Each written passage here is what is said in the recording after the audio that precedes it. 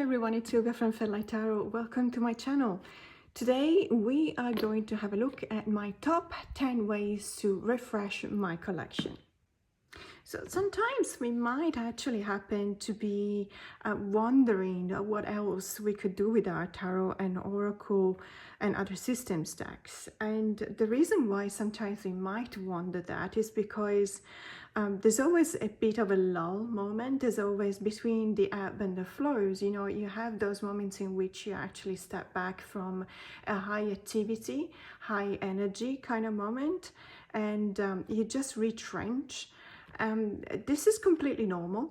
It's something that whether you're just a collector or you're an actual active tarot reader, these kind of moments in time when you try and understand why specifically you're doing the things that you're doing with your tarot decks and oracle decks, or if you should be doing something different, or you should, for example, if you're not a professional tarot reader, whether you should start a practice to read for others or whether you should stop reading altogether. If you're plagued by doubt, just rest assured this is absolutely normal, and it actually happens to any one of us when we find our creative juices are kind of lacking, and it may be because we have spent a lot of our energies for whatever reason. And we just need to, you know, sit back and relax a little bit and just recuperate. Or in other cases, it just means that we have reached the completion of one of many cycles that will take place in our lives. And we need a reason to find something new, to refresh what we already know and find a new purpose. So what I'm going to show you today is my 10 tricks or tips or ways to refresh our collection. First and foremost, you probably know this already, I am someone who absolutely loves pairing up oracle decks and tarot decks. So this is what I'm going to show you first. So finding a combination for your new decks, whether it's an oracle deck or a tarot deck, finding other decks that can actually bring up to the surface the energies and enhance the energies of your new deck is a wonderful way to refresh your collection, and also to give you let's say also a new approach, because in many cases you will notice that whenever you acquire a new deck, it comes with not just a new artwork or you know, a new guidebook with meanings and everything, but a totally different kind of mindset if you listen to it. And if you know, if it's not one of those repetitive decks, which unfortunately there are a few of those too, but if it's a new deck, for example, this one is by Lucy Cavendish. It's called the Sisters of the Sea, and it's an oracle deck. It's a healing magics from the mermaids. This has been published by Blue Angel, and that's one of the reasons why I have this deck before others. It has not been launched in the US yet. But I do believe that you can actually pre-order this deck. Now, Blue Angel is Australian, and the reason why I have it is indeed because it was very easy to find it for me. The illustration, the artwork is by Amy Brown, which is one of my favorite illustrators. Now, this deck was a surprise, not just because, let's say, it's just lovely.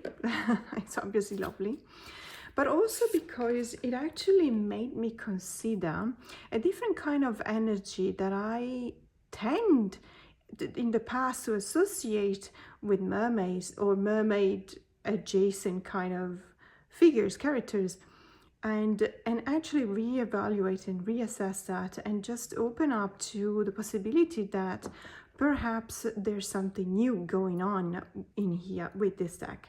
So I had a look at the deck, I had a look at the guidebook, which is very interesting, very good value for money production, by the way. It comes with a lovely reproduction of the cards in full color, and then it does give a little bit of an explanation of what's going on in the card, and it gives you a little bit of interpretation of the card itself. Mind you, the oracle, the deck, comes with sometimes keywords, sometimes sentences at the bottom. It's not always how should I say this? It's not always an intuitive process, the one that will get triggered whenever you're reading with this deck. Sometimes you need to go back to the guidebook to understand, at least the first time you pull these cards. One example is the Mer Witch. For example, I understand that we're referring back to a mermaid, and the fact that this mermaid in specific is also a witch. So we're combining the energies of mermaids and the energies of witchcraft. But in other cases, the Mermaid Sanctuary, for example, responsibility is a very clear keyword, and you don't necessarily need to go back to the guidebook. But it does feel like, for example, for the Saltwater Sisters and other cards like that, you may want to have a look at what the interpretation of Lucy is of these cards. Now, having said that, this is actually something that may help you bond with your deck as well. So just to give you an idea, this deck is so beautiful, but the reason why is it was really a surprise for me, and I consider today showing you the pairings that I found to be going really well with this deck, because at the beginning I actually considered, as you would think, to pair up some mermaid energy with this deck, because, you know, Sisters of the Sea, they're clearly mermaids. What happens is that it's actually more like a dragon fairy kind of energy rather than a mermaid energy. And I'm not saying that in a negative way, I'm actually saying that from the point of view of someone who's been surprised by a deck, which is, trust me, after you've been collecting for 35 years and you have hundreds of decks, it's not something that I actually say every day, or certainly not something that I say for every deck that I acquire. So the fact that this deck has definitely surprised me in a positive way, it speaks highly of this deck. But let me show you what I mean. So this is by the way, I forgot to show you the box, but let me just put this down on the sides just to go ahead with the pairing. So this is the Mystic Fairy Tarot. This is by Linda Ravenscroft, sorry. But it has been, the text is by Barbara Moore. So you will be very familiar with Barbara Moore's artwork, with Barbara Moore, not just artwork, but in general with her work. And this has been published by Llewellyn. It's not a recent publication. I don't remember when I acquired this deck. It's the typical Llewellyn cardstock, so I'm thinking it might not be a very old kind of deck. So if you look at this pairing, you'll see, I hope that you will see what I see. So what I see is a very fairy-like energy that really comes across you know, whenever you're looking at the cards from this beautiful, absolutely gorgeous oracle deck. And it really helps you to broaden your mind, and that's something that I really enjoy, and that's the reason why I could have chosen a number of pairings to talk about how to refresh your collection today.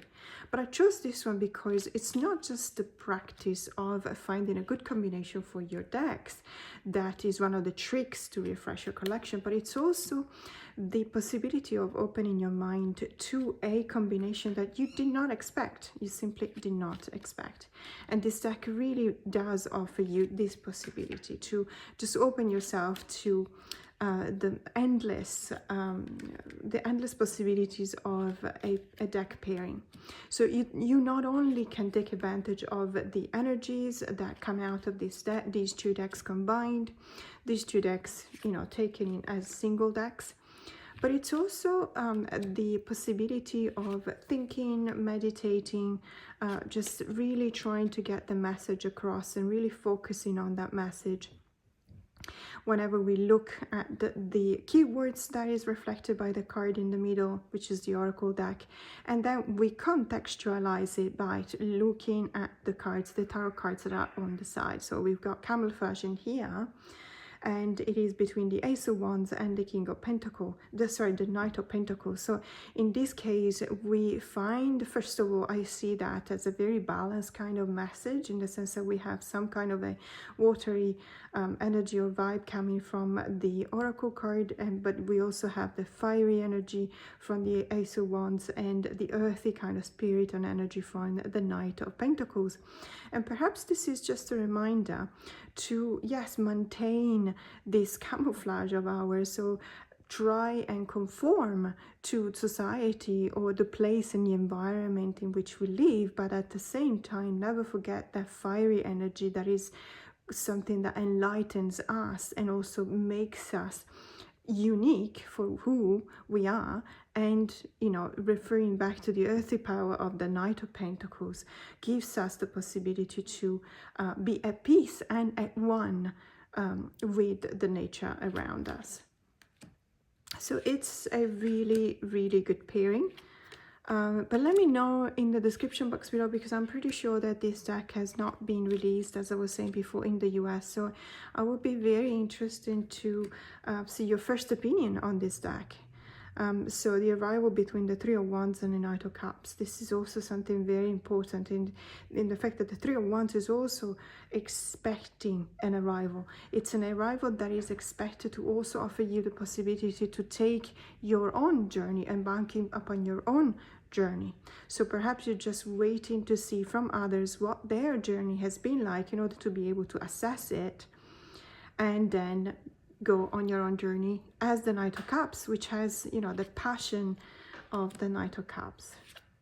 So I'm really, as I said before, really enjoying this combination. This is definitely one of the reasons why I use tarot and oracle combinations or pairings in order to be able to refresh my collection, because it definitely gives me the possibility to look at my existing tarot decks, oracle decks, the decks in my collection in a different way.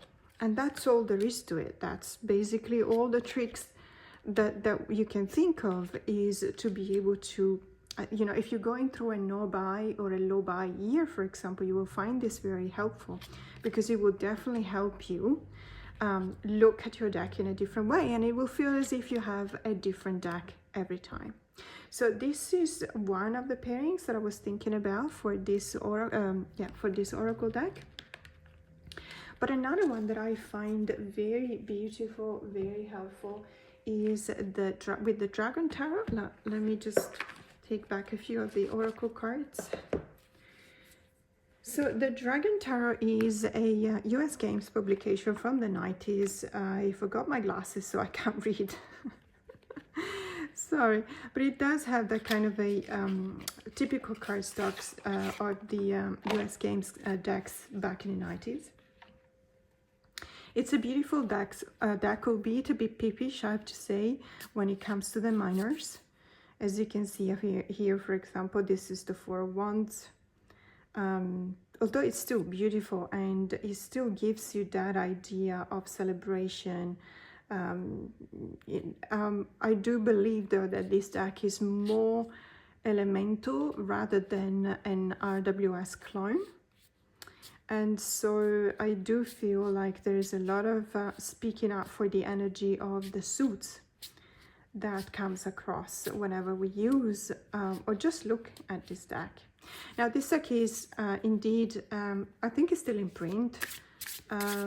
Even though it's from the 90s, I'm pretty sure it's still in print. I had two versions of this deck, or two editions of this deck. This one is actually a recent, fairly, let's say, last six months acquisition, even though the printing was back in the 90s. I don't think they actually came out with different editions of the deck. So let's have a look. Let's put some more card. So the reason why I'm showing you this pairing is indeed very similar, in the sense that this is a Dragon Tarot deck. It literally is called the Dragon Tarot. But I just wanted to show you how these two decks actually really communicate with each other.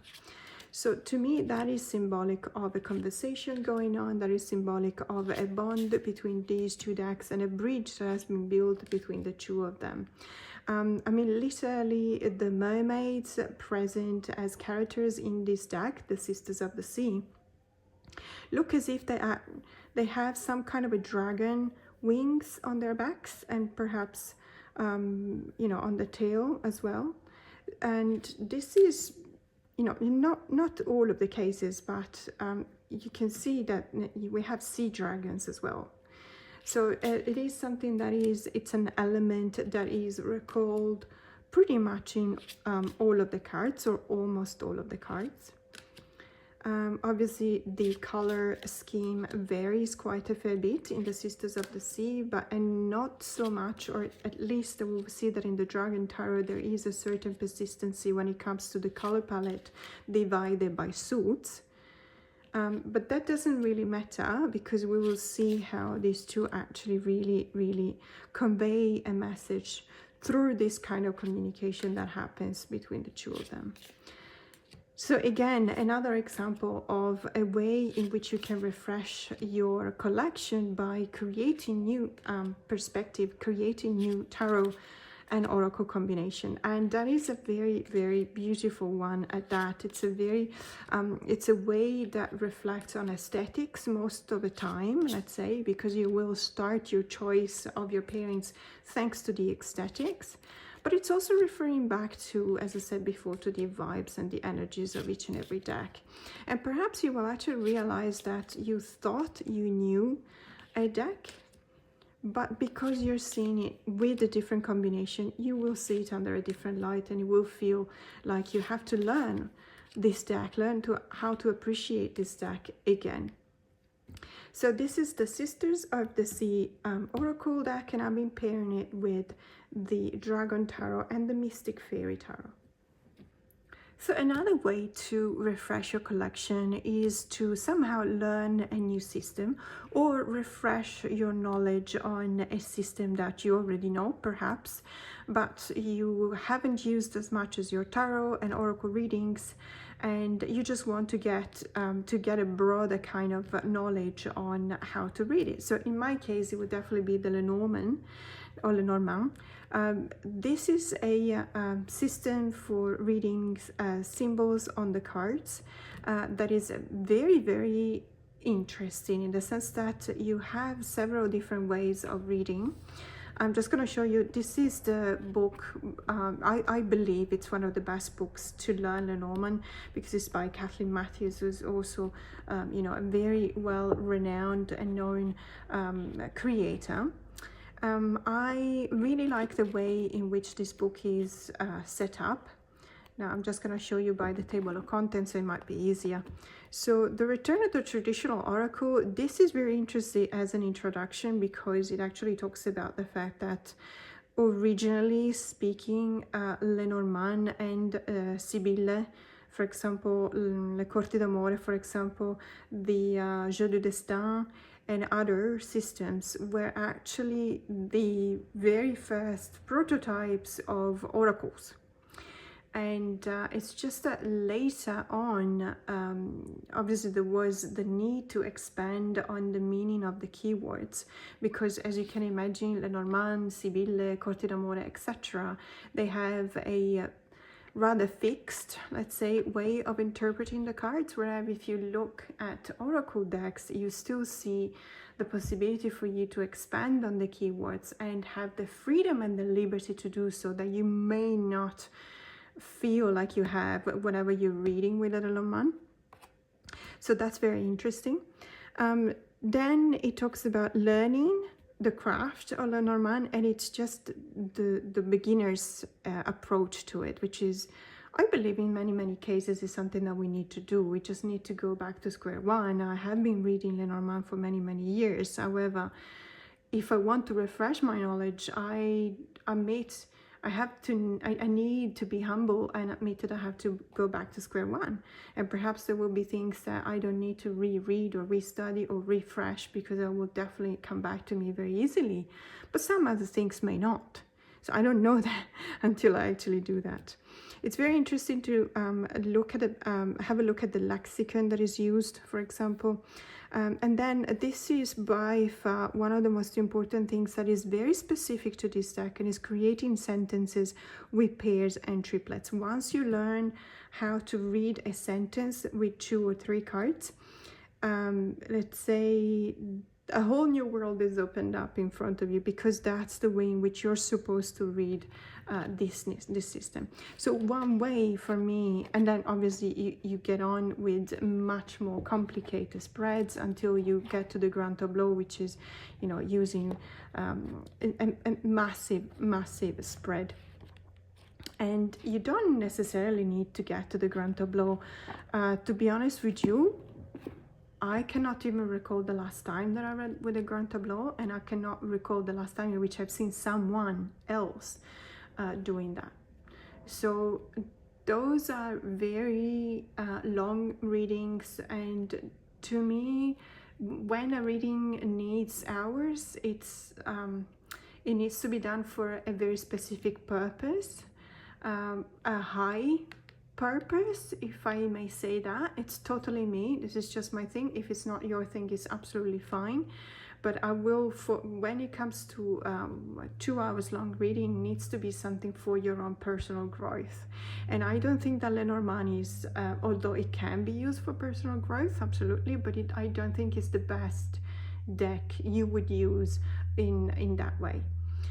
In any case, it can be incredibly interesting, and I'm pretty sure there are readers on YouTube that you can actually you know, have a look at how they read the grand tableau, just to have a look at what it looks like, how big it is, and how complex it is, and how the sentences form when the reader is looking at the cards.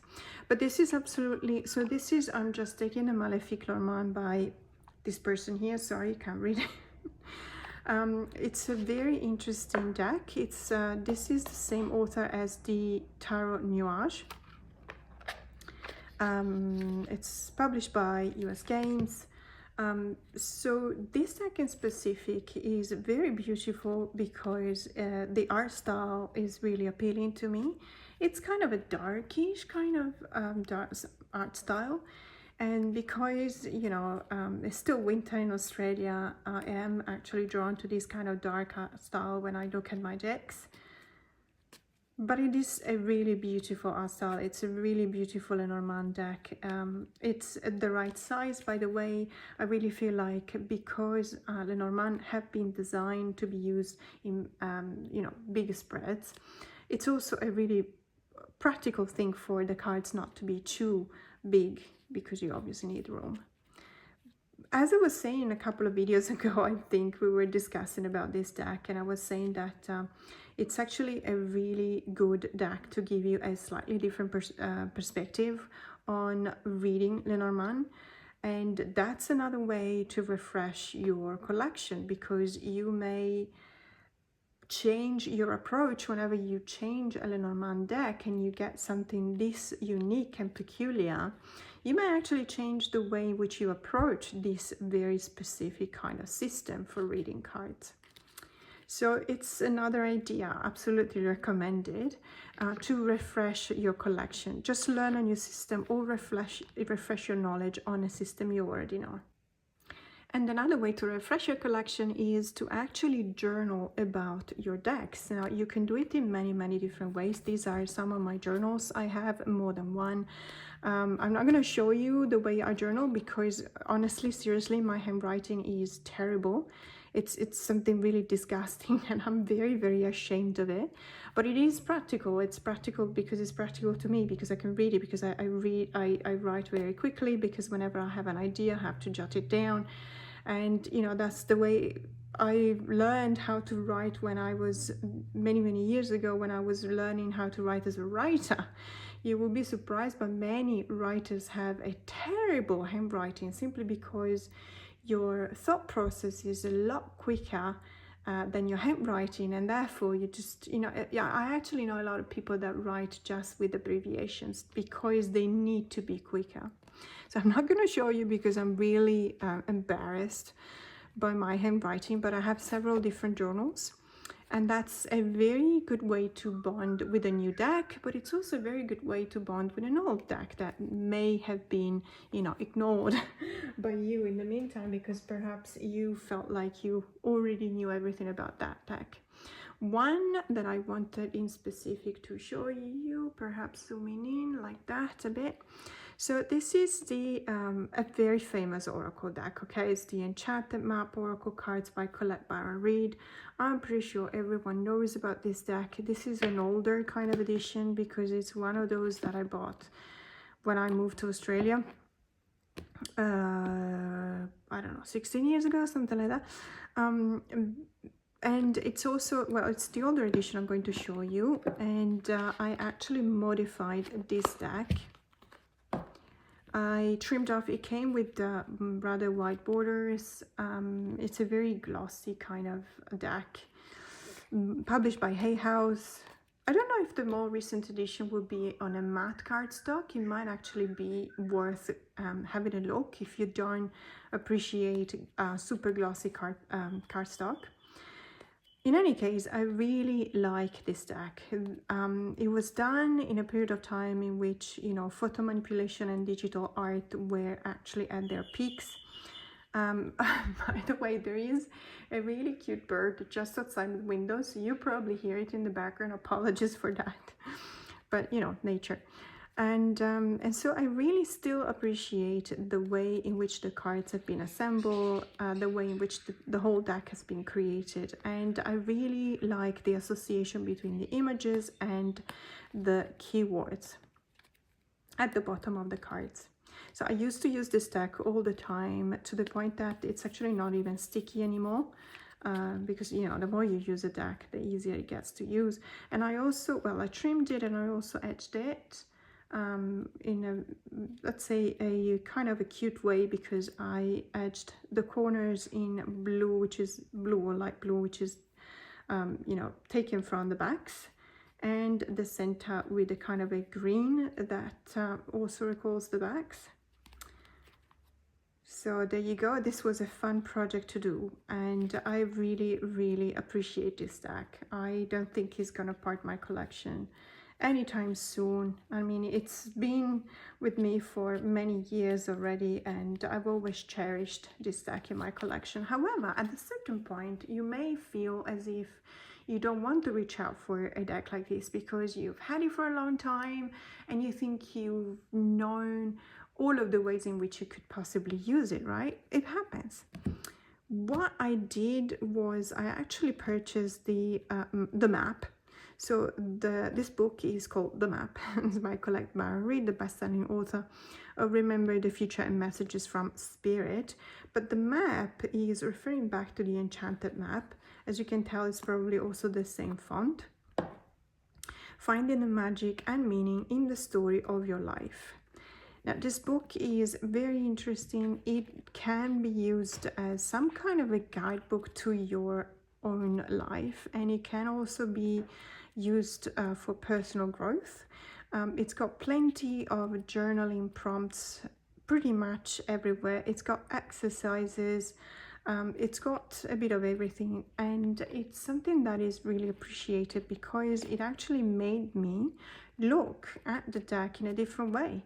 It made me rediscover the deck, and it's something that I'm, you know, if every now and then all the authors of the iconic decks like the Enchanted Map came out with a book like that, it would be just fantastic, but also it would be a very good marketing option for them to do, because it will revive the sales, I believe, of these decks, like it just actually did revive the sale of the Enchanted Map when this book was published.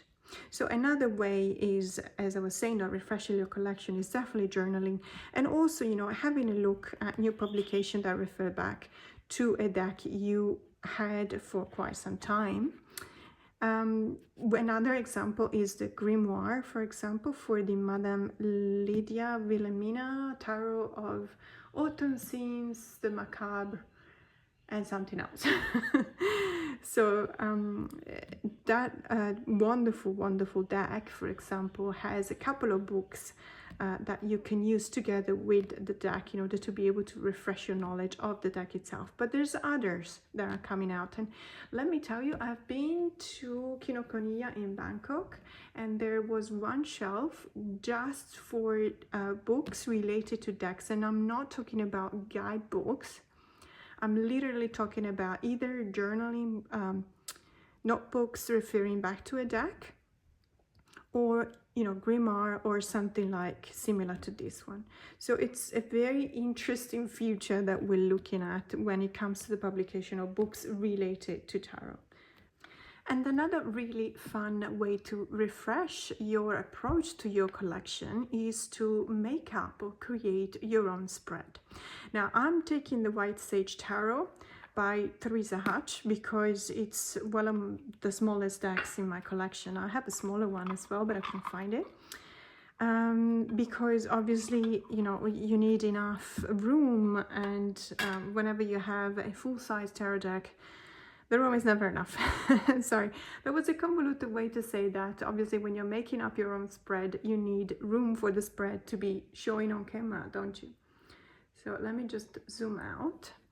Now, one very specific and very important thing to keep in mind whenever you are approaching a tarot deck to create a new spread is the intention. So what is the intention behind the new spread that you're creating? And the intention is basically you need to understand first and foremost the reason why you are creating this spread. People come to you, if you're a tarot reader, people will come to you with questions. People will come to you because they find themselves at a time in their lives in which they are going through a certain uncertainty. For example, perhaps they have a choice in front of them and they're not necessarily sure about which way to go. Perhaps they met someone new and they want to know whether that's the right person or not. But if you pay attention, if you really listen to the questions that you've been asked as a tarot reader, you will find that there's always a common element. The person coming to you needs guidance because there is something they think they should know. So one very important thing is to try and understand that that could be a component on your newly created spread. Ask the cards. Literally ask the cards. Ask the cards if there's something that they should know, that the querent should know, or the tarot reader should understand as a message to them related back to the querent. So one thing that is very important is to start with the basics. But once you understand the intention, once you understand the motivation behind the person, the request for a reading, it is actually quite easy to create a tarot spread, a very customized and specific tarot spread for the question in specific. And what they all have in common is this: understanding what the cards are telling us by asking directly, is there something I need to know? Now that is, once you lay down, what I'm going to do, I'm just going to shuffle the deck for a second. Generally speaking, you set the intention when you shuffle the deck. It can be a very soothing practice, by the way, shuffling. Obviously, if your hands or fingers have absolutely no injuries, if you do have injuries or pain, you will find your own way of shuffling. There is no manual, there is no set way, there is nothing set in stone that you should shuffle in one way or another. Shuffling is a right. So let's say, for example, someone comes to me and they want to know something about a person that they met. It's a new person, they have really good vibes about this person, but they come to me. The reason why they come to a tarot reader, even when they say that they have really good reason to believe that this is a good person for them, and not necessarily in a relationship, but any kind of relationship, not just the romantic ones, is because they are uncertain. They want to know if there's something they don't know of. They want to know if there's something that is not okay for them. So in that case, obviously, I would just, spread the cards after shuffling them. And then I would just ask the cards to talk to me, tell me what the issue at stake is, just to make a point, just to say, okay, we're right here, we're right now, you've come to me, and this is what the cards are acknowledging. This is literally the cards acknowledging what the present situation is. Okay, now this person in the present situation is taking a step back. Okay, the Hanged Man is typical person that for the time being doesn't really want to take any kind of commitment. Is the person that is just looking at things, perhaps waiting, perhaps doing some kind of introspection, but it's also perhaps kind of blocked, okay, blocked or stopped or not going forward. So I'm asking the card, so the querying comes to me asking, is this the right person for me? And I'm asking the card, what I'm asking is not, is this the right person for the querent, is what can you tell me about the situation? And the cards immediately are telling me that the present situation sees a bit of a blockage. Okay, there's someone who's for the time being taking a step back. Now, every time we've got something like that, we also need to understand the causes of something that is present in the right now and a possible future. So what brought the situation about and what could be a possible outcome. So something that can be referred to as the past and the future in a 3-card spread. So I'm just going to pull a card for the past, or what brought about, what were the energies or the elements or the situation or the circumstances that brought something into being in the present moment. And then I'm going to choose a card for a possible outcome in the future, or not necessarily an outcome, but something that will show me how things will evolve in the future. So we're going to read it this way. There is the Queen of Wands. The Queen of Wands, it tells me that this person is the performer. That's the archetype of the performer, is the person that is full of fire, is the person that is always under the spotlight. But it's also a person that is, as I said, full of energy. It's the person that acts. So it's the person that eventually has come to the place of being the hangman because they're acting. So they're being in motion, thanks to the fiery energy, has actually been smothered. So that's what we're starting to see a pattern here. We're starting to see that this person perhaps feels like they're not comfortable with, the querent is not comfortable with the person they just met, because it feels as if their own energy has been kind of smothered, or at least for now is not working. And what will be happening in the near future, so how things could possibly evolve, for example, is a bit of it's a further introspection, it's a further step back that the Queen of Wands is taking, because they started with the fiery energy that really distinguishes them, and they possibly did not receive it back, or they felt that it was not necessarily going in the direction they expected it to, so they kind of had to stop a second, and now they're thinking about it. So this is what we can see. I'm just gonna move the cards a little bit just to use the space in a better way.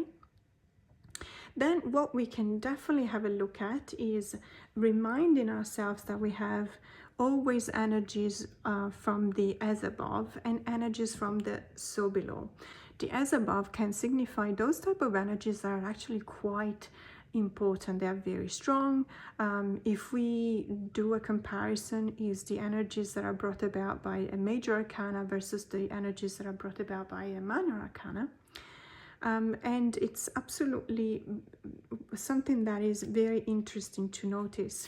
So if we pull a card for the as above, you will see that this is kind of a signifying card that goes into a deeper meaning to give me an idea of who the person is in front of me.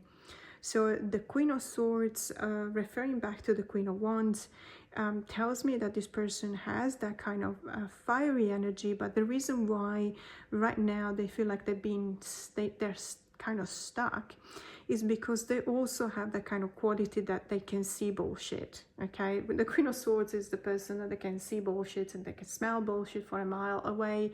You cannot fool them. They will definitely understand what is right and what is wrong, but they will also have a feeling of what is true and what is false.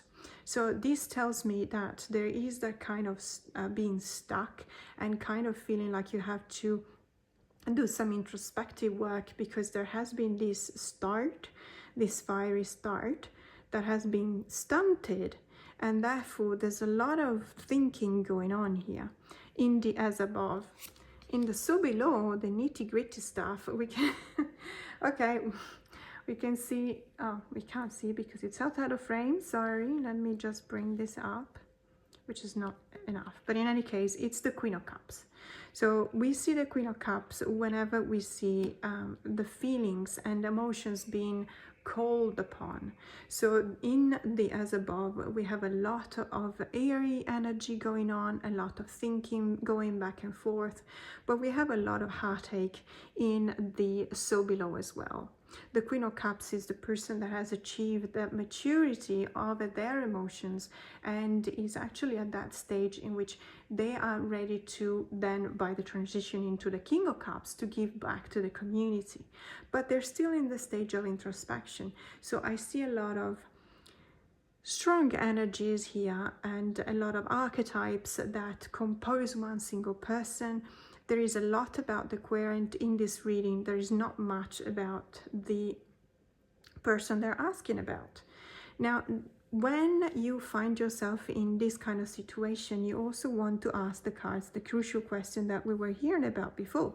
So is there something I need to know about this situation, this relationship, this person, these feelings, this new acquaintance, etc. So we've got the Page of Cups. The Page of Cups is the archetype of the empath, and the empath may bring about a new knowledge, a new feeling, a new idea on how to look at this kind of situation right now. It almost comes as if the cards were telling me not to worry too much about the situation. It feels as if there's so much airy energy in the as above that is contrasted by the watery energy of the Page of Cups. And the Page of Cups, let's not forget that it's also a card of beginnings in a relationship. So it may actually be not as bad as we thought it would be, and that's responding to the question, is there something I need to know about? Perhaps this querent is worrying a little bit too much. What can I expect? The High Priestess.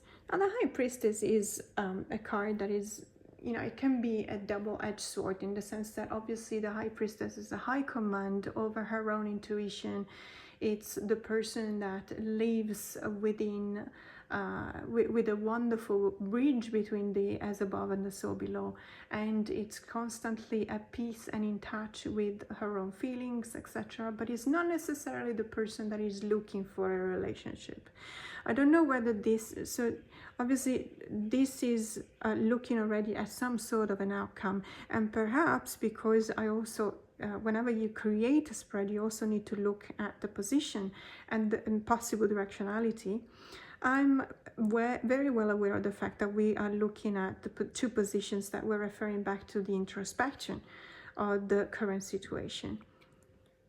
So when we come to this point and we're giving out the reading, what we can do is we can ask, for example, for hopes and fear. What are the hopes, the true hopes and fears of the querent in regards to the situation? Because by reading all this, and I'm literally making up the spread as I go, I have the feeling that this person is very much into analyzing the situation, analyzing this relationship, this new relationship, and trying to understand very much, what's at stake for them as well.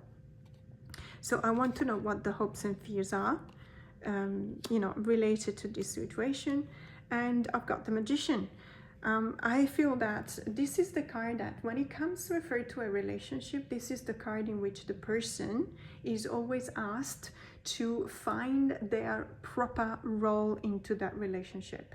It means that you have your own set of skills. This is accomplished already. It's not something that you have to learn, you have them. And you are called upon in a relationship to bring them back to the surface in such a way that you can actually establish a really good cooperation, collaboration, symbiosis with the other person. So because of the spread, the position of this card in the spread, I was literally asking, what are the hopes and fears? This card is actually showing me that the querent thinks that either they have, let's say they're not the same level as the person they just met, or that the person they just met in their relationship is not really pulling their weight. So this is what it's telling me. And now, of course, we ask for an actual outcome. And we got the 8 of Cups.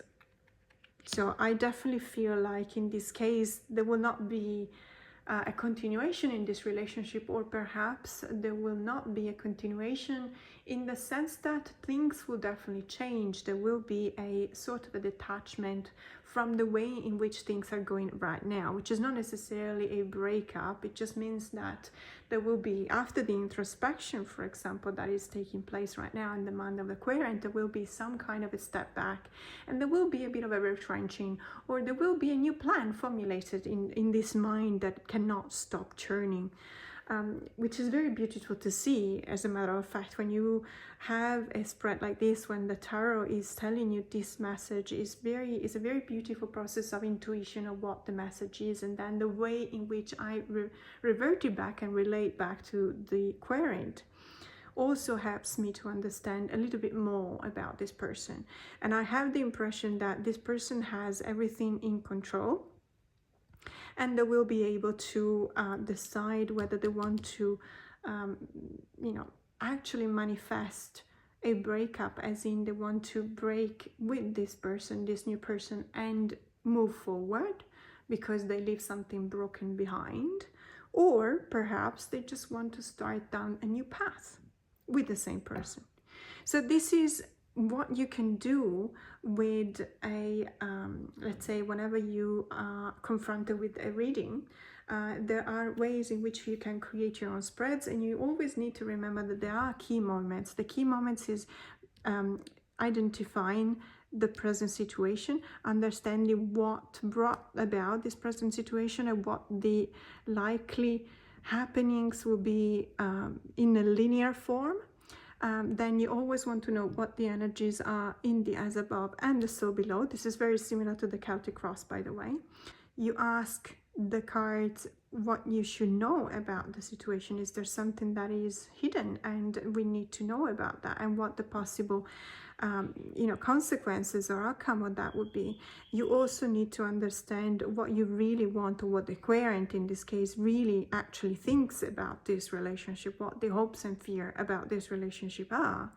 And also, ultimately, you also want to give back some kind of an idea about the outcome on the original question. Now, this is just one of the many spreads that I create practically every time that I do a reading. And I can assure you that it's actually lots of fun. Creating your own spread, you can journal about it, you can write it down. If you see that it actually works, it's got really good aesthetics, for example. In this case, I will actually separate the cards like that. I will make sure that under no circumstances to cover the cards. What I'm doing right now is because I don't have room in the frame. But otherwise, I will just make sure that all of the cards are very visible. All of the time, because you want the person also to have a look at the cards as well. Another thing would be you can integrate reversals, as in not reversal as in reading the cards in their reverse position, but you can actually identify positions in which a card, even though they come up upright, it might actually convey a kind of a reversed message. So that's actually very interesting as well. That is, generally speaking, a position that will look at obstacles. Okay. One other thing that I like to do is looking at the cardinal positions. So obviously the cardinal positions refer to north, south, east, and west. These are very important cards. Other important positions, always ask the deck to let you know if there's something that is hidden. So what do I need to know about this? That's also a very important question to ask. But this is something that is just the beginning. You can really use your imagination, you can use your creation, to produce, to come out with different spreads. And I'll be very interested to know in the comments below if you have a favorite spread from someone you've seen, for example. Just let me know, because I'm always interested in seeing someone else's spreads and some other readers' ways of laying down the cards. And another really fun way to refresh your collection is to actually delve a little bit deeper into the guidebooks that came with the decks. So obviously not all of the decks come with a very interesting guidebook. There, unfortunately, I have to say that probably the majority of guidebooks are very simple, very basic, and even more so they refer back to a general meaning of the cards as referring back to the RWS system and not necessarily to the artist's interpretation of the card. However, every now and then you do come across something marvelous, something absolutely fantastic, which in my case was a surprise. It was this book, which is accompanying the Tarot of the Drowning World. So this is by the Fledermaus Workshop. These are the same creators as the Carnival at the End of the World Tarot, which ironically also has a really interesting book. This deck is really special. It's a very special deck. It's one of those decks that you either love it or hate it, I believe. Personally, I love it, but I know of a lot of people that really cannot stand it. And the reason is that it's a very powerful kind of images that we're confronted with. As you can see, well, also by the name, we're talking about a universe in which every single character is actually in a pond. And because it's referring back to Tarot of the Drowning World, there is this sense of continuity between the cycle of lives. So these could be characters that actually went through the cycle already. These could be characters that have already passed on the other side, beyond the veil. Or it could just be that they are on their journey towards it. Now, ironically, I've actually followed the process of creating this deck. This is a photographic deck. It's a majestic, it's really showing the master skills of the creator. Okay. And because I've actually followed the process of creating it. It is rather pippish when it comes to the minors, but I actually don't mind. I think they're actually really beautiful minors, even though they're pippish. So the creator found, I don't know whether it's their own backyard, but that there's a backyard in which there's a rather large-ish kind of pond, with like a swamp where there's water and there's a lot of vegetation growing. And then what they've done, they basically put a like some kind of metal barriers around the pond to just contain the water. In some cases they actually put a whole bathtub in the water, and then they filled this bathtub, or whatever they were creating, they were blocking the water of the pond from going in, and they were filling it with, in this case for a suit of cups, for example, they were filling it with these kind of cups. So these are actual props. This is not photographic manipulation. At least it starts from the prop itself, and then there could be some photographic manipulation, of course.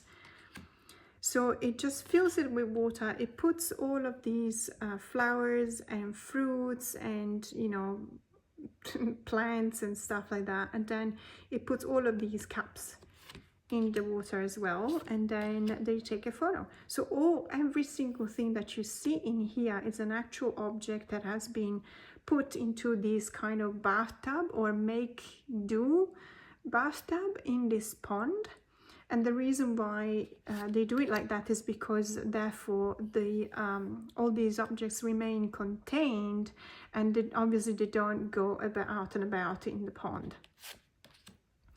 I don't know whether I explained it in an understandable way or not, but in any case, this is, you know, the secret behind the process of creating this deck. And probably because I actually witnessed the creation of the deck and the way in which it was set up, it took me a while to actually get this deck. So this deck was actually published, I think last year, was it? Let me see. No, 2021. So 2 years ago.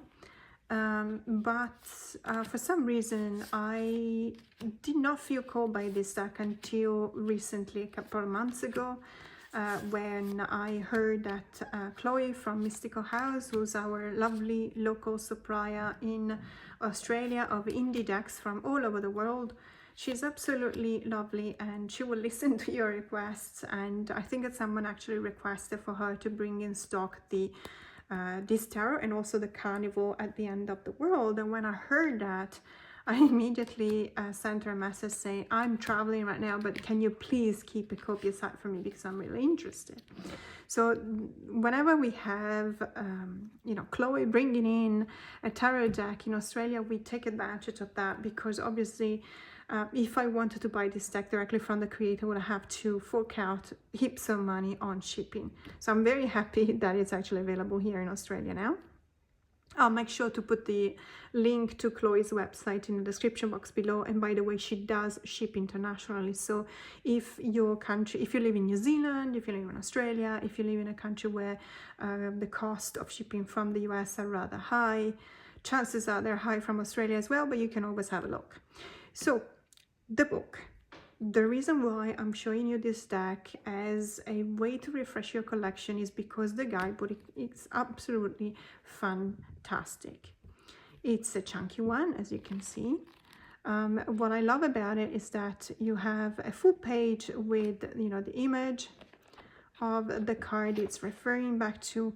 And when it comes to the actual cards, you know, when it comes to the minors, for example, you don't necessarily have a lot to read about, even though it does talk about the cards. It does talk about medicine, which is a very interesting approach, as in healing. And then it talks about poison, so the opposite. And in this case, it could be seen as upright and reversed.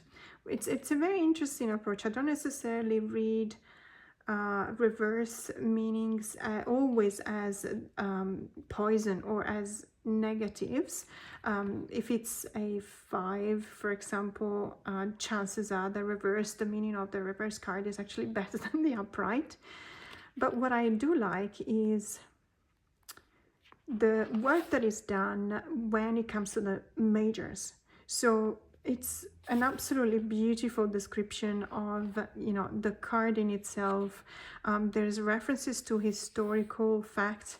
There's references to poetry, to literature, to art, even to philosophy or psychology. There's a lot of theater example in this case as well.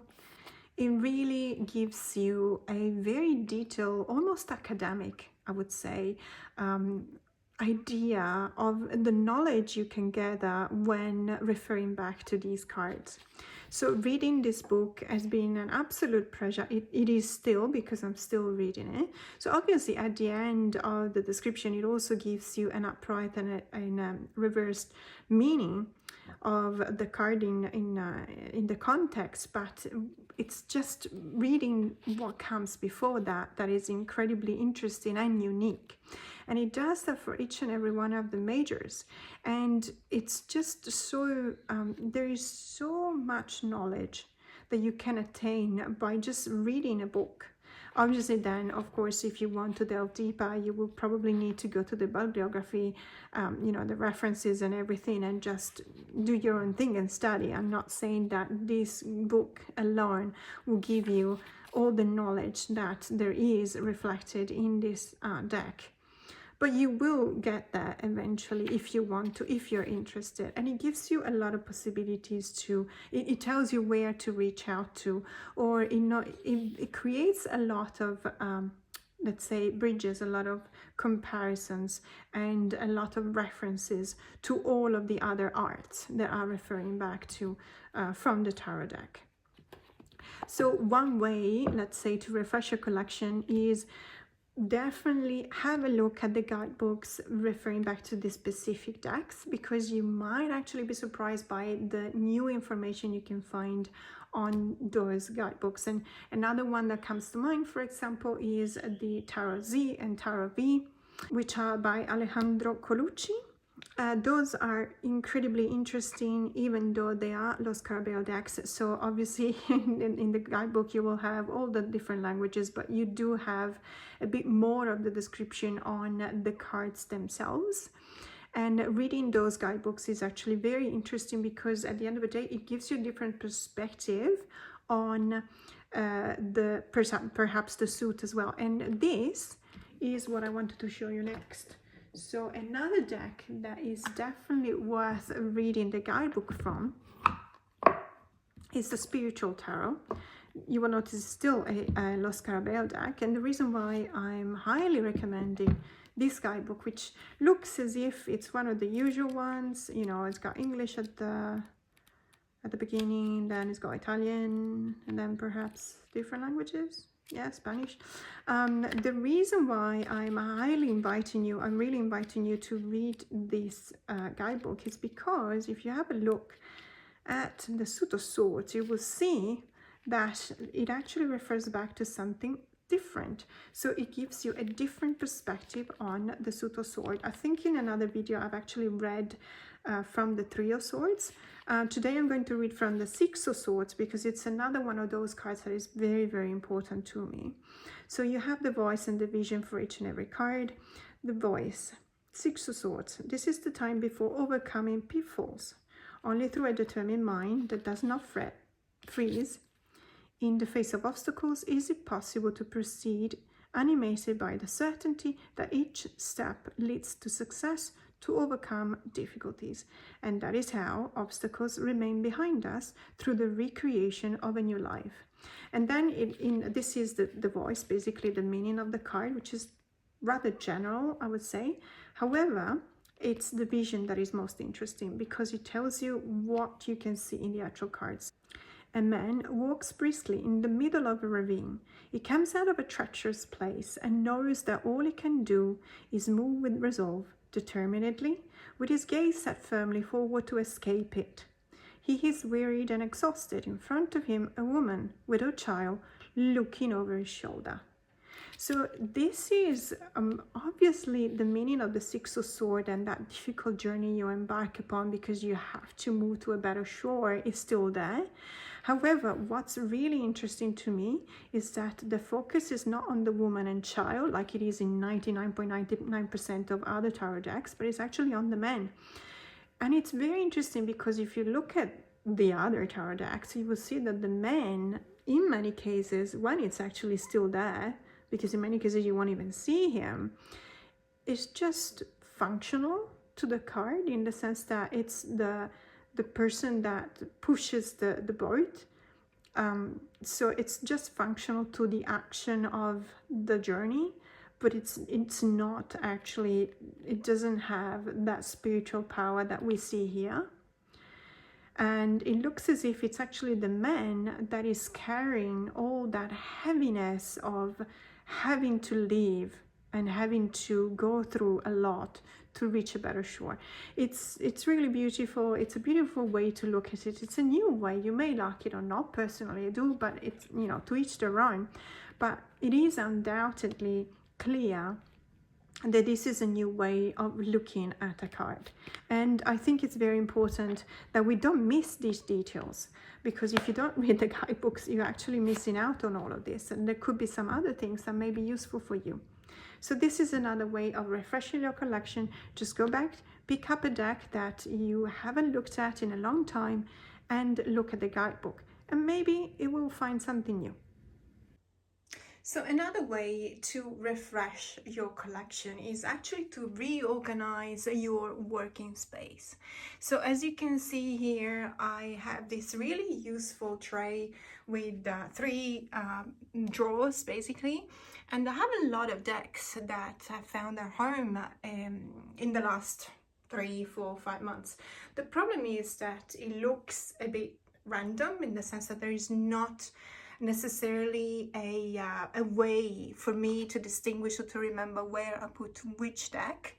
And therefore, one idea that I get, and it's something that is I find always very helpful, also in reminding myself of which decks I'm actually looking at, is to reorganize my working space. In this case, I'm going to reorganize this tray. And ta-da! This is the end result. So whenever you are reorganizing your shelves, or in this case, a trolley with 3 trays, you need to take a couple of things into consideration. First and foremost, the weight of the decks, because let me tell you, these things, 78 cards plus the guidebook plus the box, they're really heavy.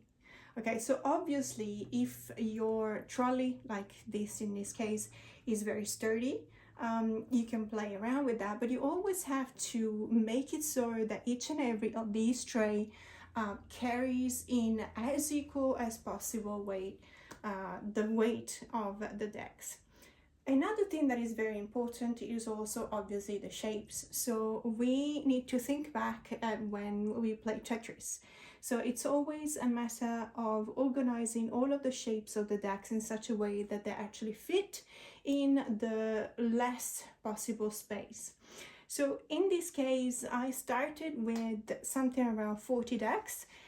It was a complete and total mess. I now can fit something around 61. I actually just finished counting them. 61 decks, so about 20 more decks than originally. And the reason is because I actually used all of the space that I had at my disposal, and whenever I saw that there was just a tiny space, like in this case, I just found the right deck to put in there. So for example, in here, I could have left it like that, but I did have this deck to shelve, and I just thought, okay, so this is actually going to fit very nicely in there, and so on and so forth. So what have we got here? We've got the Wisdom of the Kayak, we've got the Tarot Z by Alejandro Colucci, we've got the Sacred Web Tarot, we've got the Lumina Tarot, we got the Macabre Tarot. This is the Between the Worlds divination cards. We've got the Elemental Oracle and the Elemental Tarot. We've got the Curious Cat. We've got some divination cards that I got from Italy. It's called the Essentials. We've got the Gnostic Tarot. We've got some Bach's Flowers Remedies Tarot deck, Oracle deck. The Rosebud, the Stray Cat, the Luna Lapin, the Osho Zen, and the Auspicious Symbols. All of these ones, as you can notice, they don't necessarily have a theme in common, but these are all decks that I've acquired quite recently, and they're the top, let's say, of the 3 trays, because it's easier for me to just reach out for them. Apart from these ones here, and these ones are actually quite old in my collection, and they're here simply because they could not really fit in the lower trays. Then if we go lower, we can actually see that we've got some more Oracle decks in here. Again, whenever I could find some tiny space, I just took advantage of that and put some smaller kind of deck. And in here you can notice that there is a little bit more of a sense to it, in the sense that the organization took, I just actually looked at the author of the decks. So we got all the collection of my Janasa Joust tarots here, and then we've got, for example, the 2 Aboriginal centered Oracle decks that I've got.